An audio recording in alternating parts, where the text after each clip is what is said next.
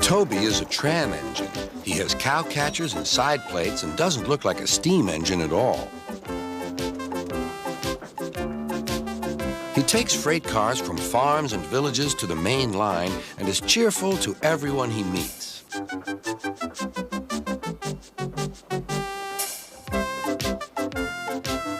He has a coach called Henrietta who has seen better days. "It's not fair at all," she grumbles, remembering that she used to be full and 9 cars would rattle behind her.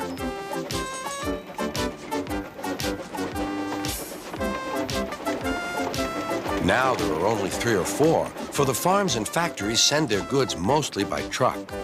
Toby is always careful. The cars, buses, and trucks often have accidents. Toby hasn't had an accident for years, but the buses are crowded and Henrietta is empty.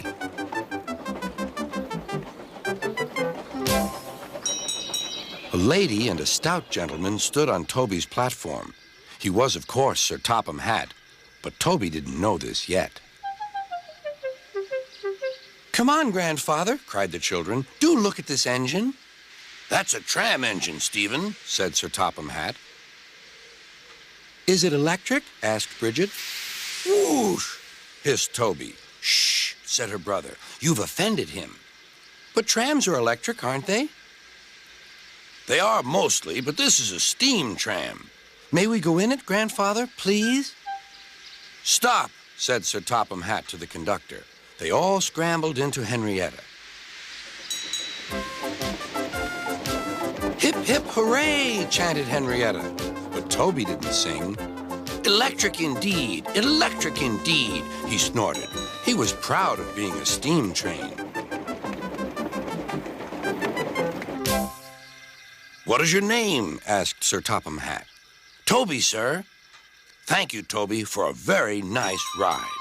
"Thank you, sir," said Toby. He felt better now. This gentleman, he thought, is a gentleman who knows how to speak to engines. The children came every day for 2 weeks. Sometimes they rode with the conductor, sometimes in empty cars.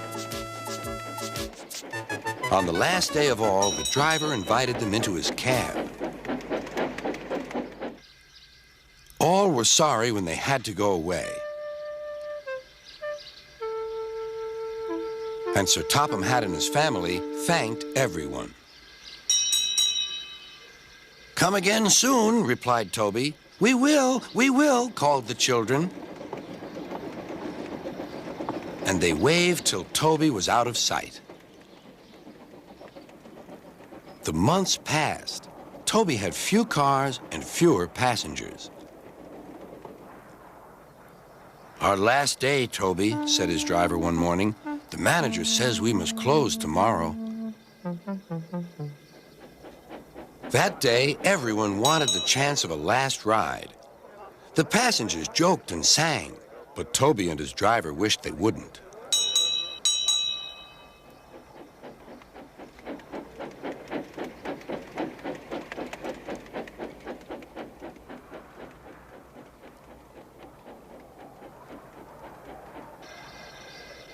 "Goodbye, Toby," said the passengers afterwards. "We're sorry your line is closing down."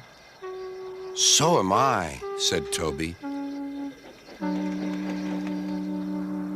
Nobody wants me, Toby thought, and went unhappily to sleep. Next morning, the shed was flung open, and old Toby woke with a start to see his driver waving a piece of paper at him. "Wake up, Toby," he shouted excitedly. "The mail has just arrived, and there is a letter for us from the stout gentleman. Maybe it's good news."